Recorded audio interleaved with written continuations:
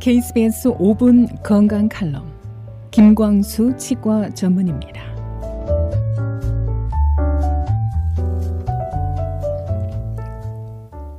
여러분 안녕하십니까? 치과의사 김광수입니다. 어느덧 7월의 마지막입니다. 세월이 너무 빠릅니다. 그죠?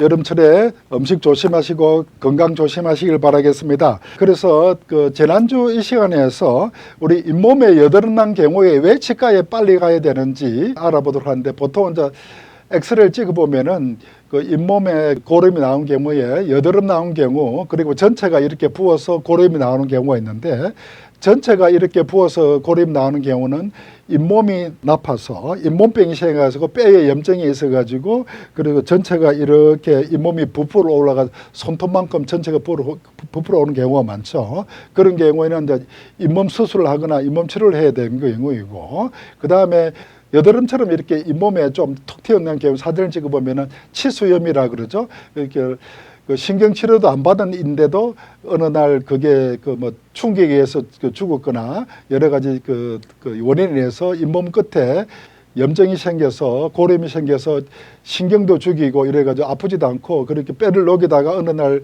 제일 얇은 바깥 잇몸 뼈를 뚫고 나와서 여드름처럼 하산처럼 놓이죠. 그래서 툭 터지면은 또 깔아앉았다가 우리가 우물을 이렇게 퍼면은 밤새 또 우물이 차오르듯이 또 거기에 고름이 차오르면 또 튀어나왔다가, 그러면은 또 집에서 항생제를 먹고 이래가면 깔아앉았다가 그 대정요법이 되는데, 그러면서 계속 병을 키우게 되죠. 그러면은 나중에 문제가 있고 그런 경우가 있고, 두 번째는 신경치료를 한 치아가 처음에는 잘 깔아앉았다가 오랜 세월이 지나면 보통 신경치료한 치아가 90%에서 95% 정도 괜찮다가 한 5% 내지 한 10% 정도는 꼭 이제 문제를 일으키죠. 아무리 잘한 치료도 5% 내지 한 10%는 꼭 문제가 생기죠. 그러면은 거기에 치근단 부위에 치수에 이제 염증이 생겨서 이렇게 튀어나온 경우가 있습니다. 이런 경우에는 우리가 이제 신경치료를 하거나 아니면은 이미 신경치료한 치아가 문제가 생길 때는 다시 치료를 리트리트먼트를 하든지, 아니면 경우가 심한 경우에는 어피코 액토미라 해가지고 치근단 절제술을 합니다. 잇몸을 제껴서 잇몸 뿌리 근처에 고름 생긴 부위를 뼈를 뚫고 들어가가지고 다 이게 긁어내고 거기에 다시 뼈를 채워 넣고 뿌리 끝에를 떼우고 이렇게 채워 넣어가지고 하면은 또 염증이 없어지고 그렇게 됩니다. 그래서 또다시 치아 수명을 더 이렇게 연장하고 그렇게 하게 되죠.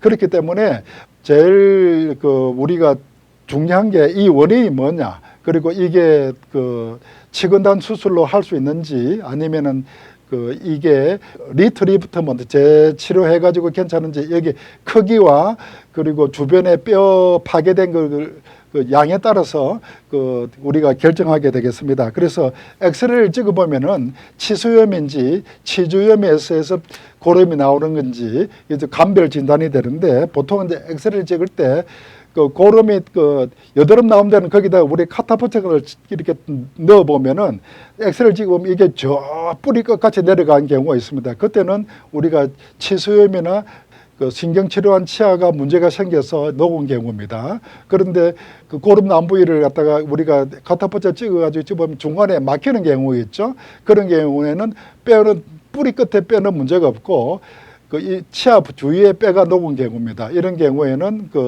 잇몸 치료를 하게 되겠습니다. 그래서 치주염은 잇몸 수술을 하게 되고, 치수염은 우리가 신경치료나 신경치료 재수술이나 아니면은 치근단 절제술을 하게 되겠습니다. 그래서 여러 가지 감별 진단을 통해서 우리가 될 수 있는 치아를 안 뽑고 살리는 게 중요하니까 그렇게 하시게 되고요. 근데 어떤 때는 너무 늦은 경우가 있습니다. 너무 늦은 경우에는 할 수 없이 저희들이 치아를 발치하고 그다음에 염증 조직을 긁어내고 뼈를 이식해가지고 뼈를 집어가 단단하게 한 다음에 임플란트를 하든지 브릴제든지 틀니를 하든지 하게 되겠습니다. 여기에 대해서는 또 다음 주 이 시간에 8월 달에 뵙겠습니다. 여러분 안녕히 계십시오.